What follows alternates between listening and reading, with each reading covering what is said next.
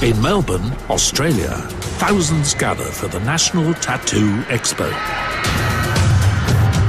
While tattoo needles do draw blood, it's only skin deep. But behind this protective screen, an artist known as Dr. Rev is about to dig way deeper. He's about to put his life on the line in the name of art. I'm gonna do a painting with the blood pumping straight out of my arm into my airbrush and hope that it doesn't kill me. Instead of feeding his vital organs, Rev's blood is about to paint a pretty picture. As he gears up for action, a crowd surrounds him like a school of sharks. Yeah, you got to ask yourself, are they there to see you paint or are they there to see you possibly die?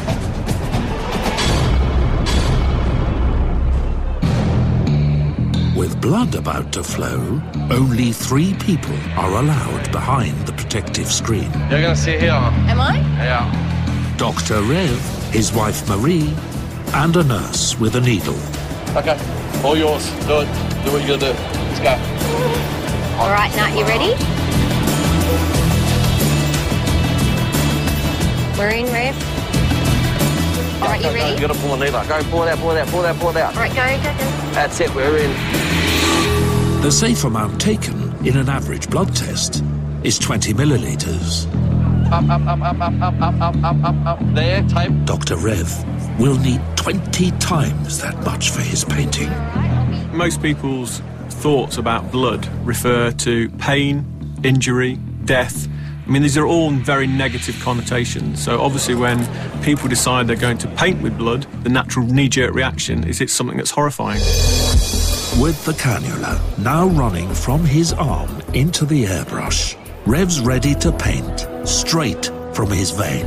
All right. The first spray of the gun makes him instantly woozy. When I'm hooked up, it's constant agony. The standard width of a cannula is 0.8 of a millimetre, but Rev's needle is twice that size.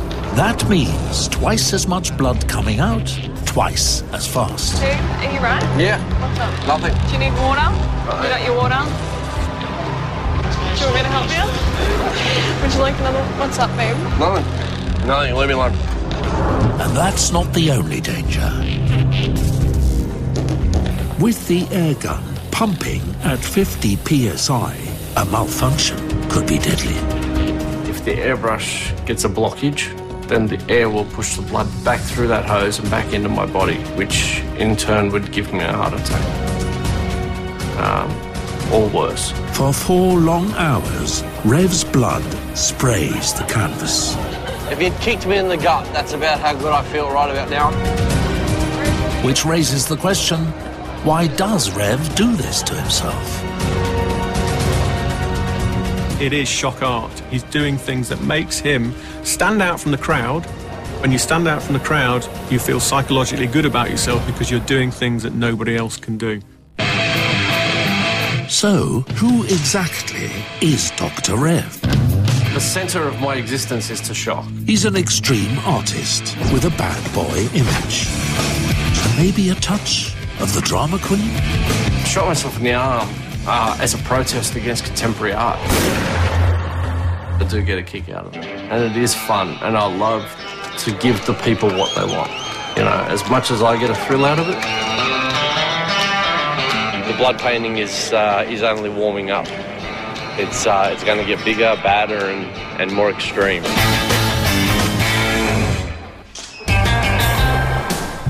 Back home in Sydney, being the wife of a blood painter takes guts. It can get messy. Coming home, you know, there's always going to be little extra droplets of blood to clean up. Like, at one stage he was boiling his blood in my saucepans. Rev stores his own blood to paint commissions for private collectors. My paintings sell for anywhere between $500–600 for a small 8x10. Preserved with hairspray, they'll last a lifetime. My dearest painting's $30,000. $30,000 worth of shock value for a painting created by a shotgun and a shell filled with blood. It hurt like hell. Blood is supposed to be inside the body. Anytime blood is outside the body, we have a signal that something is wrong. And that, for Rev, means he's doing something right. But where does he go from here? The next event will be something completely and utterly different.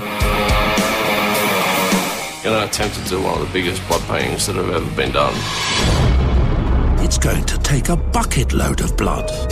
So, Rev, more blood today. Over 2 litres of the stuff.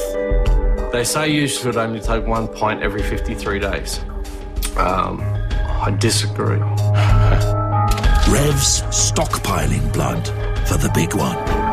A larger-than-life plasma portrait as a gift for his good friends Paul and Kat. They're no art connoisseurs, but they love his bloody work. It's not just anyone's blood, it's someone we know and we trust. If some Joe Blow off the street come up and threw blood in our face, obviously we wouldn't be too happy.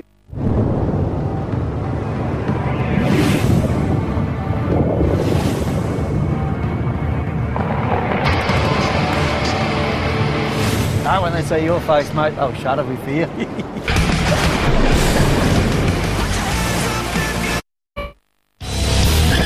Over the next few months, the project slowly takes shape. Rev fleshes out the concept, builds up his blood bank. I'll say a good job. How much was he? 1.5 litres. And gathers the hardware he'll need for the performance. Where the was this yesterday? Something that's never been done before. It's something that it's self-expressive and it's expressing us two as a couple as well. I trust Rev to really express how we feel. He's putting his life into each picture. Oh, man. After 3 months of bloodletting, Rev's finally ready to go, and it's about to get messy. Downtown Sydney, the night of the big event. Not everyone in the audience is confident they'll get to see the finished piece. I don't think I'm squeamish with blood, but we might find out the hard way if I am. Yeah. I might have to leave early, I don't know. Blood conveys a certain type of risk that you could infect somebody if they came in close proximity to these paintings, is what gives them something of an edge. Things like hepatitis live for 2 weeks out of the body.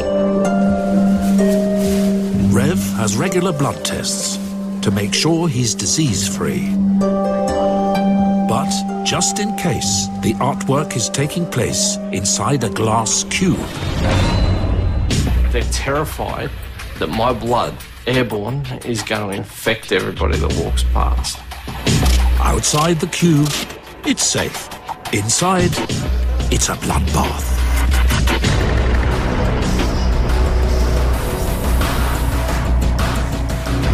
The canvas is 2 meters high and 2 meters wide.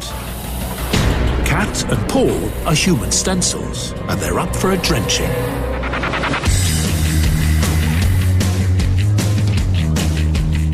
When I put my hand over Kat's face and went, and sprayed her across her face, I kind of expected her to maybe flinch, and she didn't flinch at all. This painting's a story of their relationship. You know, I'm going to give it to them afterwards. Yeah, they'll end up owning the biggest blood painting that's ever been done. It's all they hoped for and more. I can't say anything else, but I love it. It worked out perfectly. We really like the way that it's turned out. For Rev, it's all about pumping up the shock factor and walking the line between pleasure and pain. Deep down, I think I'm just an artist that likes to do things that other people don't like to do, whether it be good or bad. Yeah, I just love what I do. You know, if you don't like it, don't look at it. It's that simple.